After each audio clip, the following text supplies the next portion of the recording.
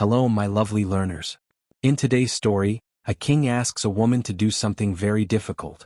He asks her to put a pumpkin in a small jug. If the woman can do it, the king will marry her. The woman laughs and says, "Ha, easy. I can do that." Is she crazy? Keep listening to find out. Pumpkins. A pumpkin is a large, orange vegetable. Pumpkins are popular around autumn. Pumpkins can be used in sweet and savory cooking.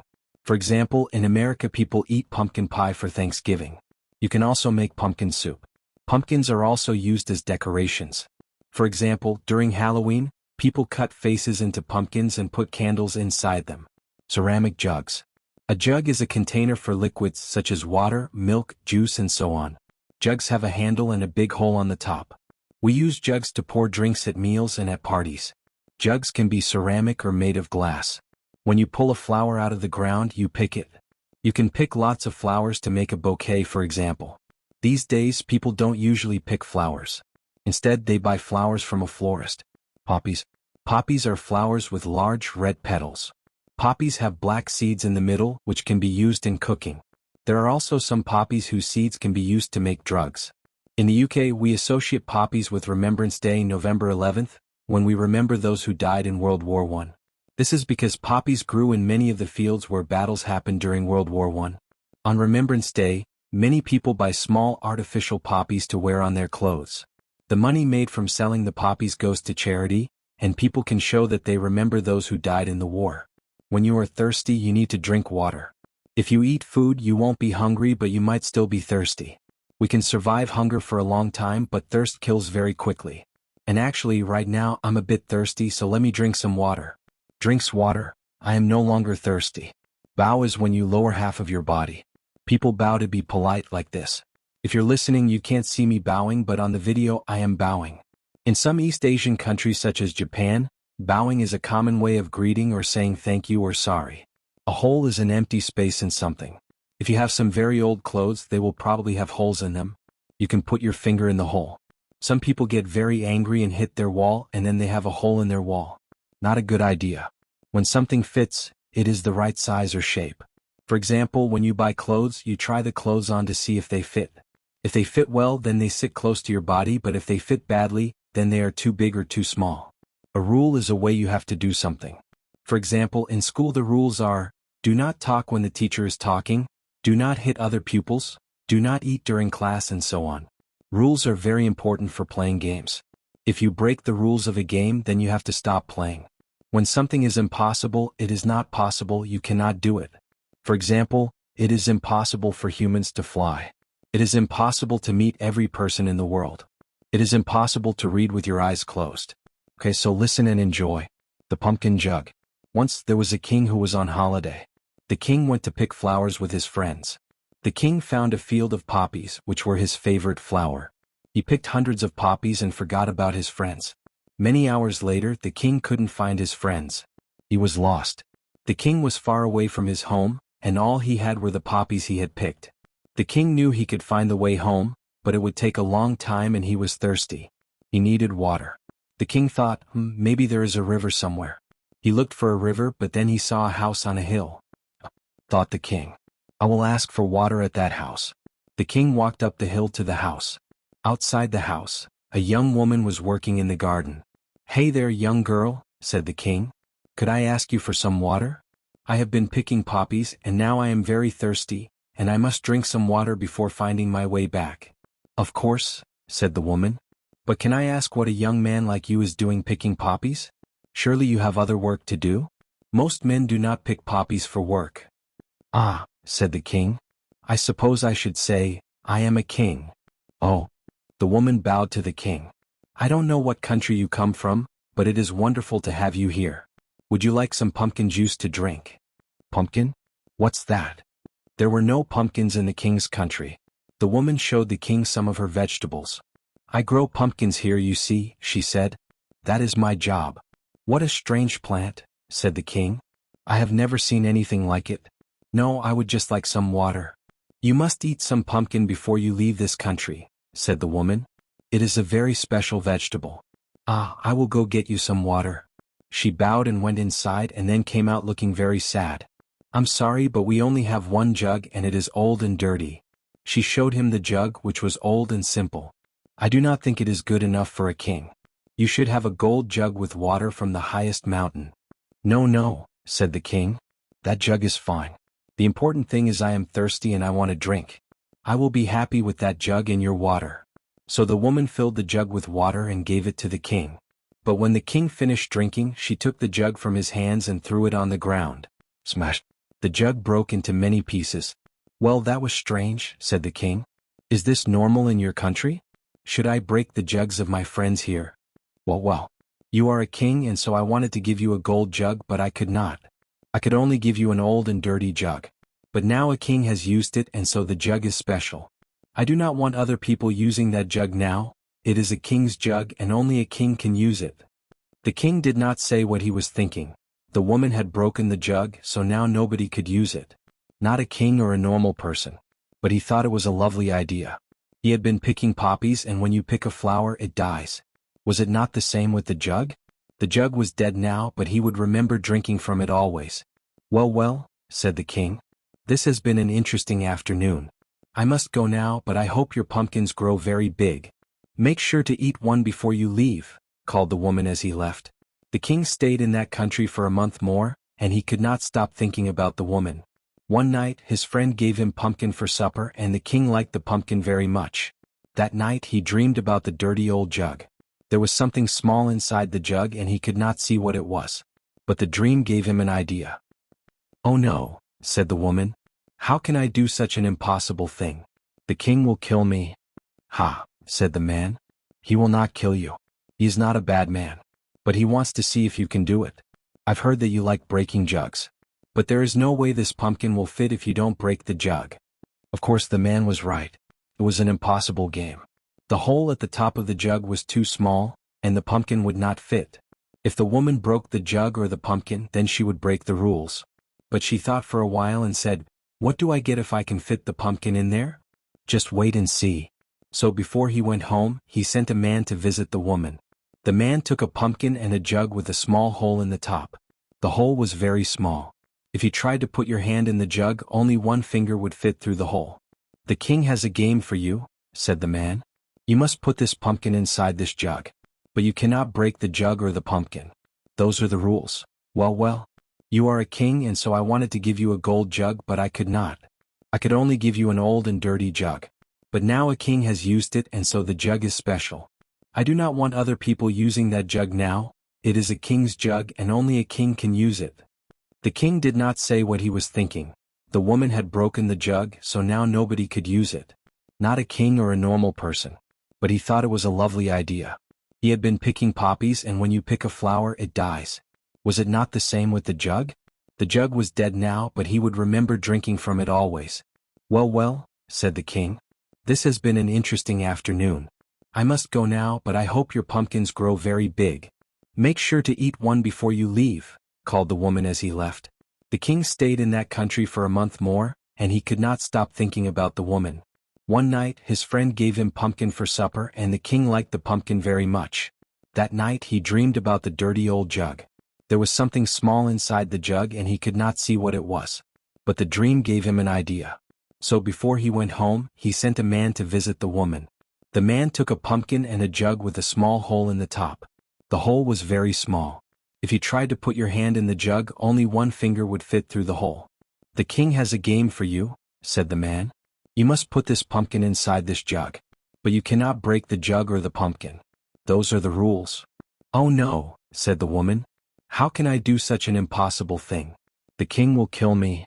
"Ha," said the man. "He will not kill you. He is not a bad man. But he wants to see if you can do it. I've heard that you like breaking jugs. But there is no way this pumpkin will fit if you don't break the jug." Of course the man was right. It was an impossible game. The hole at the top of the jug was too small, and the pumpkin would not fit. If the woman broke the jug or the pumpkin, then she would break the rules. But she thought for a while and said, "What do I get if I can fit the pumpkin in there? Just wait and see." The king returned to his country and months passed. He thought often of the pumpkin grower. In his home country, if a king wanted to marry a woman who was not the daughter of a king, he could normally not do it. But there was an old rule. If the king gave the woman an impossible job and she did it, then they could get married. The king hoped very much that the woman could win his impossible game. Later that year, the king went back to that country and visited the woman again. "Young girl, I'm here to see if you have a pumpkin jug for me." The woman heard the king's voice and ran to him, holding the jug. She bowed quickly. "Look inside." The king looked inside and yes, the pumpkin was inside the jug and it was not broken. "You did it, and you did not break the rules." "But how?" First, what do I get?" The king laughed. "Well, how would you like to grow pumpkins in my garden?" "That would be nice," said the woman. "But I can grow pumpkins here." "Ah, but if we get married and you live here, it will be impossible." The pumpkin grower's face went red. "Are you serious? You are really asking me to marry you?" "I would break 1,000 jugs to show how serious I am." "Then yes, 1,000 times yes." So the king took her home and they prepared for the wedding. Every day he asked her how she had done the impossible, but she wouldn't tell him. Finally, a few days after they got married, she told him, "I took the seeds from your pumpkin and grew the plant. When the pumpkins were still small, I put one of them inside the jug and let it grow there. I had to make sure it got enough water and light, but it was quite easy, really. You know, it really makes me think. In fairy tales, why do they always make marriage so complicated? In real life? Well, marriage in real life also isn't so simple, but at least you can just say, 'Will you marry me?' to someone. You don't have to make them put a pumpkin in a jug." Actually, I'm asking all these questions, but I'm the one who wrote the story. In the version that I read, there wasn't this rule about impossible games. I added it myself, but I think without the rule, it's even stranger. Like, why does the king make her do this? But then I thought, actually that means they're a very good match. When we say two people are a good match, it means they go really well together, and I think the king and the pumpkin grower are a very good match because they're both very dramatic people. They love drama, right? She broke the jug that he drank from. That was strange. Why did she have to do that? And he created this game, this challenge with the pumpkin jug. So actually they're a very good match because they're both dramatic and very strange. Once again I have to ask myself, if a king drank from my jug, would I smash the jug? Would I break the jug? To be honest, I guess if a king drank from my jug, it would probably be King Charles, the King of England. But I can't think of a situation where King Charles would be in my house and would drink water from my jug. A measuring jug. Actually, I don't think I have a jug. I have a measuring jug, which is a jug you use to measure liquid when you are baking, for example. So maybe you need 500 milliliters of water, 1 liter of water, then you use a measuring jug. But measuring jugs are made of plastic usually. My measuring jug is made of plastic. So if I tried to smash the measuring jug, it wouldn't work. So actually, I think in this very strange situation where King Charles comes to my house and drinks water from my jug, the first thing I would do would not be to smash the jug, to break the jug, but to wash the jug because I'm sure King Charles has a lot of germs. I'm sure he has a lot of bacteria. I know they're royal germs, royal bacteria, but I don't want them. So as I record this podcast episode, summer is coming to a close. Summer is ending and normally I would be quite sad. I like summer. I like warm weather and I like it when the days are long. But now I live in London and London summers are very hot. There's 2 reasons for this. First of all, London is in southeast England, which usually is, a bit hotter than the rest of the country. It tends to be about 4 or 5 degrees warmer than other places in the country. So, first of all, London is just warmer than the other places I've lived in the UK. But the second reason is London is a big city. London is very built up. It has lots of buildings and this creates something called the urban heat island effect. So, urban means in a city, and island is usually a bit of land and water. But a heat island is when heat gets trapped, gets kept in a place. And because there is lots of concrete buildings in London, all of the heat comes in, and it can't easily get out. On very hot days, the concrete absorbs all of the heat, and then it takes a long time for the heat to go away. The urban heat island effect.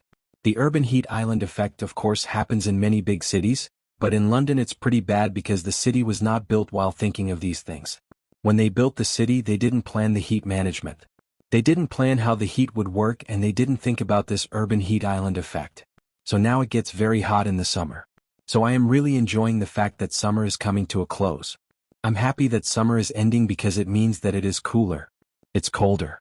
And yeah, it's just nice to have some change. I will say though, I have been a lot sleepier. When you're sleepy you want to sleep. And recently I've been a lot sleepier. In the summer I have so much energy. I can stay awake for a long time. But at this time of year I start to get sleepier. Maybe I should take a nap after recording this episode. Of course, another thing that will happen as we move into autumn is that pumpkins will come into season. So most food has a season. The seasons are spring, summer, autumn, and winter, and most food has a time of the year when it is best to eat that food. That is the season of the food. So, of course, in the past we always ate seasonally. We always ate foods when they came into season, and when the foods were not seasonal anymore we could not eat them, but now we can import food from different countries so we can eat pretty much any food any time of the year. We can eat strawberries in winter, and oranges in summer. However, I believe that it's better to eat seasonally.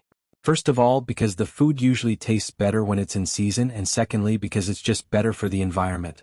The food doesn't have to travel so far, and when I'm in the supermarket buying my fruit and vegetables, I always look to see where the food has come from, where the food was imported from, and I try to buy the things that were grown in the UK. So, in the story, the pumpkin grower offered pumpkin juice to the king. Actually, I'm not sure if pumpkin juice is a real drink. If you've read the Harry Potter books, you'll know that in Harry Potter they drink a lot of pumpkin juice. And actually, I heard some people say that they read these books as children and they thought, oh, it's a British thing. British people drink pumpkin juice, but that's not true. I have never drunk pumpkin juice and I've never seen pumpkin juice in the supermarket. I think the reason they drink pumpkin juice in Harry Potter is because pumpkins make us think of Halloween. And on Halloween we cut faces into pumpkins to use as decorations. So there is an association between Halloween, pumpkin carving, and then I guess Halloween also makes us think of witches and wizards and magic. Poppy seeds also came up in the story and I said they could be used as food. In the UK we don't cook with poppy seeds very much, but I know that in Central and Eastern Europe, poppy seeds are very popular to use in desserts and sweet food. Poppy seed roll on the right. For example, there is poppy seed roll, a kind of sweet bread made with poppy seeds that is very nice. I've tried it and I really liked it. So that's all about the story, but last week I also talked about story builders. If you're just listening to the podcast, I have just put on my hard hat. A hard hat is a big yellow plastic hat that builders wear to keep their heads safe. Because hard hats are hard, if you hit your head, it doesn't hurt. Actually, I thought I would just buy this hard hat to take some pictures and video for story builders because I think it's a fun idea. Archaeologists wearing hard hats. Obviously, I am not a builder. I mean, look at these arms. Do these look like the arms of a builder? I don't think so. But it turns out hard hats are more complicated than I thought. Look inside. Obviously, if you're not watching the video, you can't see, but there's a kind of plastic thing inside the hat. It's a bit like a spider, and basically this creates space between the hard yellow bit of the hat and the plastic. So it protects your head, and you can adjust this, you can move this based on the size of your head. I didn't know that hard hats were so complicated. Anyway, if you didn't hear last week, I will remind you. Story Builders is a new course I have coming up. It will be an online Zoom class once a week with between 12 and 15 students in the class. In the Story Builders course over 8 weeks, we will build a story together using your interests and the kind of ideas that you like. I will help kind of put all of everyone's ideas together to make a great story, which will then appear on the podcast.